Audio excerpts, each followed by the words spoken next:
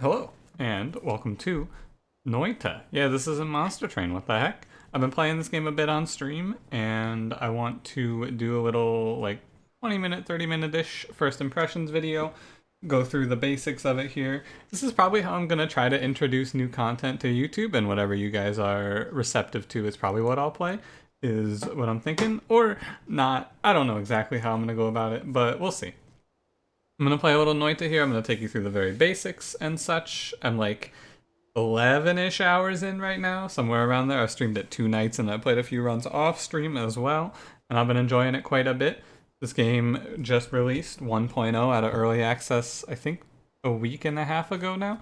So yeah, I'm going to take you through it, show you the very basics, and tell you what I think of it. I'm going to start by going into the options menu. This is something that I personally neglect to do, but I think is a really big deal, and I want to mention real quick. There's a lot of options, of course, which is a good thing. There's a streamer mode. If you are a Twitch streamer, you can integrate Twitch chat. They get to vote on things. But the one that I really want to point out and bring to your attention, something that pulled me off, or not caught me off guard. I guess caught me off guard, yeah. There is an option down here to turn down screen shake. Very highly recommend. It starts at like 70 or 80, and I felt like I was going to throw up on my first run. I instantly paused it and lowered that screen shake. Something that's nice. I'm not going to like go through all of the options for you. You can see them for yourself here. But I just want to point out, I'm playing on lower screen shake. Make sure that you are playing on lower screen shake as well. It's something that I wouldn't normally mention, but it is important to not turn screen shake off all the way, I think, because there are reasons to need screen shake on. Like, it'll let you know if something happens off screen that you need to be aware of. So this is Noita. One of the other reasons I wanted to make a video on this game is because it's really hard to watch if you don't know what's going on, but it's also kind of easy to watch. But there's a lot of, there's 2 sides to it, because the very simple, I'm moving around, you can follow this along. However, the actual what's going on minute to minute, I think, is where it gets a little confusing. Because they just drop you in, there's no tutorial. So I'm going to take you through all of the things you need to know, the very basics. This is the tutorial here. WASD to move around, however, W is an up. You have a bar here, it's levitation energy. I use spacebar, you can also use W. You go up with your levitation, and then when your bar runs out, it drops. And it recharges faster when you're standing still, but it recharges a little bit. There is no fall damage in this game either. The other stats up here, health, pretty straightforward, and mana. Mana is specific to your wand. It costs a specific amount of mana to cast each spell, and we can talk about the spells now. There's 2 main things. There's wands and there's potions. Started with an excellent potion, the water potion. I'm not going to really tell you much about the potions. They're just kind of like, you pick them up as you go along and they give you a temporary buff. I typically just carry around water. Right there, perfect example of why you want screen shake. The little bit of screen shake there shows that something just exploded off screen. However, if it's too much screen shake, then you're just going to like, dude, I felt sick. But the other thing to learn about this game is that you get to move your wands around and create your own spells. You always start with 2 wands, and the first time that I looked at this, I went, oh wow. There's a lot of information when you hover over a wand. So you can, when you have a wand that you're switching to, you can hover over each item and see what it is, but I did not know that. I'm just going to walk you through what each of the things are, sight unseen, so you can understand what they are in very basic terms, because, you know, I don't know about you, but I'm the type of person where I see a game and you just show me like, here's a box with a ton of text and here's a bunch of stats, and I just go, yeah, okay, I'm going to do something else now. And maybe you like getting into spreadsheeting and all of that, but it's not for me, so I'm going to take you through it so you can get the very basics, because once you understand it, it's pretty easy to understand. It's just a lot to take in at once. So each wand has the same set of stats. The top stat, Shuffle, is, in my opinion, the most important one. It's on its own here. Shuffle means, will these spells be cast in order or not? So spells are cast left to right. However, if you have Shuffle, they will be cast in a random order when you hold down the shoot button. Pretty straightforward. spells per cast, so every time you click the mouse or hold the mouse and then it plays the cycle, how many spells get cast. Typically it's 1, occasionally this means more. Cast delay and recharge time, these are 2 different things. Cast delay, for example, I can actually show it off with this wand. Cast delay is 0.23 seconds on it, and recharge time is 0.35 seconds. So the cast delay is the time between this spell and this spell, so the first 2 spells. So the cast delay shows you how long it takes for the wand to cycle through all of its spells, and then the recharge time is how long does it take after you've cast your last spell in the wand for the wand to be ready to fire again. I don't have any really interesting tips here. I think that if your recharge time is really, really high on a wand, you might want to skip it. Cast delay is less important, but still important to keep an eye on, I suppose. Mana max, each wand has its own amount of mana, so this wand has 107. The spell in it costs 5 mana, so basically it'll never run out with the starter, and your starters typically won't run out of mana. And then mana charge speed, how much mana you get back per second, I believe, but I'm not actually 100% certain what the rate is. I think it's 33 per second, but it's hard for me to say. Capacity, which is just how many spells it can hold, and spread, which is the level of variance on the wand. It's easy once you get a hang of it. I typically don't even look at things like spread. Capacity you can see really easily. Shuffle you just check. Spells per cast, cast delay, recharge time. But it is something that's really overwhelming at first, I think. But as we get into it, you'll get a pretty good feel for it, I think. The other controls that they show you here, F lets you kick. It is important. You can trap yourself from time to time. I lets you open the inventory, as we did, and then 1 and 2 cycles through your spells, but you can also do scroll wheel. You always start with this wand and this wand, however they have randomized spells in them, and then you start with a random potion. And yeah, we'll get right into it. The game is a roguelike. You kind of move around. The world interacts with itself. The big deal is that every pixel of the game is simulated. So if you start 1 pixel on fire, you can watch that fire spread slowly. I'm kind of hovering around that fire up there so you can see it. You can see it with the movement of water and fluids, things like that. Yeah, you can see this water is like rolling around and such. As you kill enemies, they'll drop money. The money you use at the end of the level to upgrade your spells and buy new wands. I guess it's not upgrade your spells, it's buy new spells and buy new wands. There's no upgrading, but this game thrives on you experimenting. You get to move around your... Oh god, I should not... Oh, there's 2 of these? Holy moly. Yeah, I'll be leaving now, thank you. But the game really thrives on you messing around, picking up different wands. Here's a different wand, for example. No shuffle, it has pretty low cast time, has a different spell, which is Spark Bolt, which is just a little projectile. It's a nicer spell than the Spitter Bolt. This is a really good one. I'm a big fan of it.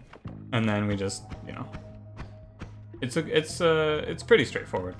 But this is not straightforward. The fact that there are these weird fireball men around here, I'm going to try and avoid them. But oh, he died. Wait a minute. Never mind. When enemies die, they drop gold. How is what I was saying. However, I'm trapped. I have been trapped under the water. Okay, there we go. Got out. The gold is timed that they drop, so the idea is that you have to be a little quicker to pick it up. This is a really low cast delay, so these spells cast basically instantaneously, and higher recharge time though. And this is burst of air. Yeah, cool. Whatever. The other thing to note about this game, I suppose, I talked about the simulation aspect of it. You can move things around like this. However, what was the other thing I was going to make a note of? I had something I was about to go into, and then those fireball boys showed up, and I've been sidetracked. I didn't really plan this out in any way. I'm going to go through like 3 or 4, probably like 2 or 3 levels, or I'm just going to go till I die, and then I'll start a new one. Magic Arrow. I do like Magic Arrow quite a bit. Yeah, I'm a fan of that one. And then an Invisible and Potion. So I'll use the potion for instance. There's 2 ways to use it. You can either open the inventory and right click and you'll drink it. However, drinking it actually just makes you sick. I have pranked you. You have to spray it on the ground and cover yourself in whatever potion you're trying to use. So this is an Invisible and Potion. It just makes us invisible for this long when it runs out on... Oh yeah, but invisibility in this game is super weird. If you get any sort of other thing on you, you will lose it. So really this potion just sucks, in my opinion. However, I don't really use the potions, like I said. So I'm not the best person to ask about potions. The other thing I wanted to talk about was the stain mechanic, because this is the other mechanic that's really important to understand in Noita. Can I kick this over there? I don't think I can. Oh, got some good air on that one though. I can spend a lot of time just kicking things around in this game, honestly. Sometimes the physics don't make the most sense, but there we go. I want to break open this wall. It's because it's fun, and you can watch the fire burn. The stain mechanic is the other thing you need to understand, which is effectively just that as you move through the world, you'll get liquids on you. Those liquids affect you in a way. So like we have water, which makes us more fire resistant, and as you move around, it dies down. Move through water, it goes back up. If I were to, for example, while wet, hop into this fire, I won't catch on fire. And then eventually the wet status runs out, and then I catch on fire. It's a really important thing to understand. I completely misinterpreted it and what it meant at the start of the game when I initially was playing the game, mainly with this effect right here, which is the toxic sludge effect, which if you stand in, it gets you sick. You take damage. What I didn't understand was I thought it was like a poison mechanic where you are poisoned for this long and it just goes away as you move around. What it actually is your clothes have toxic stains on them, and you have to clear them out by getting in water, right? And it's something that's pretty minor, but if you don't understand it, you'll take a lot of damage. This game is very, very punishing. So understanding things like you have to, and it's the reason I value the water potion so highly, if I catch on fire for some reason or I get some toxic sludge on me, you just pour the water potion on yourself and you're done. Is this the Flamoxium Potion? I've never actually even seen this potion. I think you can maybe mix potions together as well, but I've never tried. But yeah, there's a ton of potions on this level. I'm gonna toss... I don't actually know how to drop items. Oh, it's equip and throw. Right click. There it is. Yeah. I don't actually make use of that at all. But no, overall, you get the feel for it. The goal of each level is to just move down towards this. Oh my god, what on earth is that? Sorry, what was I saying? I see I have found the worm. I'm going to be leaving now. But yeah, the goal is to move to the... Oh my god, this worm has been tearing it up over here. Goal is to move to the bottom of the level. You'll find this little portal. You drop into the portal. You're to the end of the level. Here we are at the end of the level. The last big mechanic you need to know is at the end of each level, you can then reorganize your wand. I was not able to do this in the world, but you can now just take spells off of your wand and move them around. One thing I recommend, this was recommended to me, switch out your bomb starter for your other starter. So like, in this example, switch out Spitterbolt, because this wand is a really low cast delay and recharge time. So you just get to pull out the heater. It is the AK. I like using this spell with it the most of the ones we have. And yeah, you just get to reorganize. I can also show off the way that Shuffle works a little bit better now. So as you can see here, we have Spark Bolt and then Magic Arrow. And as I hold it down, it's kind of hard for you to see. Do individual clicks. They come out in different orders. Shuffle's not super hard to understand, but I still wanted to illustrate that where I could. You got to be careful with Shuffle wands. Make sure you're not requiring a specific order. At the end of each level, you get to full heal, and you get a full refresh of your limited use spells, which I don't think I even explained, but some spells are infinite uses, like the starters we have here and Magic Arrow, and then some are limited use, like Bomb, where we only have 3 and then we need to refill it. And at the end of your level, you get to pick up, this will either be a set of wands, or it will be wands that are loaded with spells, or it'll be just singular spells for you to buy, which are cheaper. I'm gonna buy Bomb here. I like buying Bomb. More bombs is good, being able to traverse terrain is nice. And then finally, you get to pick one of 3 perks. I will pick Low Gravity, because I know what it does. Movement is floaty, or you can jump and fly higher. Anything that affects movement in this game I think is very good. The main thing that has really drawn me to this game, different people enjoy it for different things. The wand crafting system is very good. Being able to create your own spells. I've found some wands in the wild that are just absolutely out of control. It fires like a projectile, and then that projectile fires 15 fireballs and things like that. I had one that created a death cloud, and the death cloud, it was like a cloud of red mist, and the red mist cloud would then home in on enemies and shoot a lot of fireballs. And I died because I hit myself with a lot of fireballs, but that wand was really cool as well.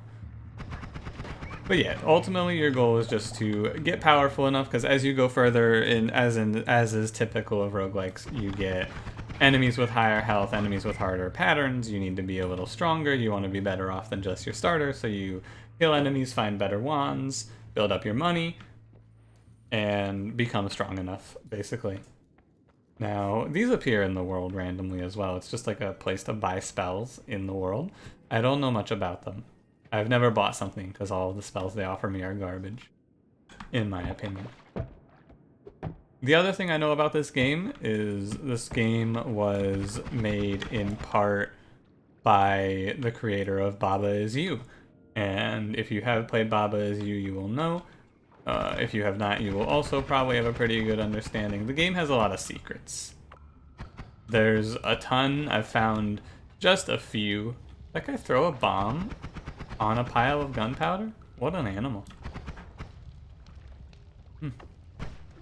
But yeah, I found a few of the secrets. There's a lot of secrets. Also, cool thing about low gravity that I didn't know, you can just kind of stay in a position forever. I'm a big fan of anything that changes your movement. I think the best thing that this game does is mobility. The levitation feels very good. I think it's a really good mechanic overall, and I enjoy it quite a bit. But yeah, there's a lot of secrets for you to find in this game. If you're a big secret hunter, this is a game that's going to be very up your alley. I will not spoil any of them for you. However, there's a lot of secrets. There's just an overwhelming number of secrets. But yeah, that's more or less everything that I wanted to cover in this video. I'm going to get to the end of this level or die, and then we will wrap it up, and I'll ship it. Hopefully you're hearing this pretty soon. I don't know, you know, much like every video, I just don't really know when I'm putting anything up anymore. That's the end of the level. I'm not gonna hop out right now, but pretty soon, I want to take a look around. A few other things of note about this game. There is a save and quit feature, so if you are in the middle of a run and you gotta go, you can pause, you can save and quit, and you can come back. The other thing is that if you're going nice and slow, you're going at a good pace. A run of this game is very long. My longest run, my best run, which made it most of the way through the game, but did not quite complete. I didn't beat the game, however, I was on the second to last level, and that run was just under 3 hours when I finally passed away. And some people have told me that if you want to go for like a run that catches all the secrets or something like that, it'll be like it can last days, but you can also speedrun the game in 15 minutes. So you got your completionism side, go for your long runs, try to hit every secret, and then on the flip side, you can speedrun the game very quickly. As you can see here, right, I could have just walked out of this level. Hey, please do not appear and throw a bomb at me, thank you. Yeah, there's a lot, like there's truly, oh dear. There's more for me, like there's more than I could ever hope to cover about this game in this time frame that I've spent. However, this isn't for me to just go over every single thing in detail. This is just a video for me to get you introduced to the game. You can give it a shot for yourself. I would highly recommend it. I think that this is, I was definitely not sold on Noita as a concept. I would tell people to sell me on it, and they would say things like, this is roguelike Terraria, it's honestly, that's all anyone ever really said to me, is like, it's like kind of like roguelike Terraria. It's not really like Terraria. The movement style I can kind of see, and the way that you shoot around in the twin stick style, sure, but it's ultimately, this game is basically a platformer with a really interesting customization system, right? And it's cool. Damage plus I will take. And I'm probably going to carry on with this run. However, I'm not going to run it all the way. For you, because this is supposed to be a quick one. Take concentrated spells. Spells have lower spread, they push you back more. This seems kind of awkward with low gravity. Yeah, look at that. But yeah, overall, I definitely think Noita is worth your time. You can probably tell from this 20-minute gameplay loop, you can get a pretty good understanding of, is this game right for you? The final thing I'll show off to you is these passives before I call it a day, because I did not have a passive before this, but there are multiple types of spells. One of them is this sort of spell with the blue outline, which means that it's a passive. All it does is you put it before the spell that you want it to augment. In this case, I'm going to do it on Magic Arrow. It adds some effect. So in this case, it adds 10 damage and 0.08 seconds to the cast delay, as well as 5 mana cost. So if you look at it now, it does 20. And if we take it off, except I'm too far away, it does 10. Very simple, very straightforward. There's a lot of these, you get to order them. There's things that let you cast like multiple of a spell, or cast the next 2 spells in the wand at once. Lots of cool things like that.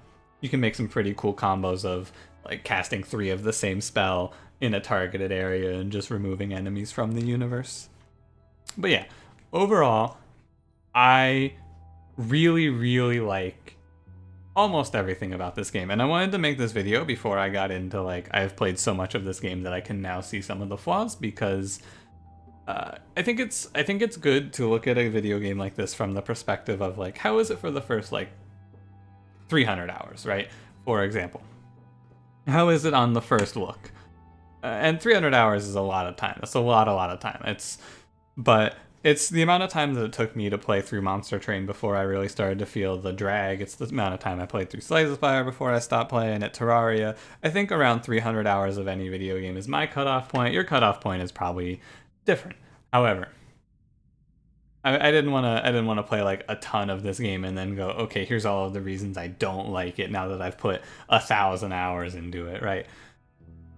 I wanted to come at it from the fresh, bright-eyed angle, and I really think this game is worth your time.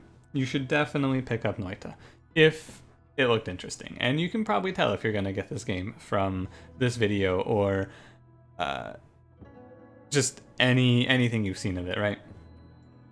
I am going to end the video here.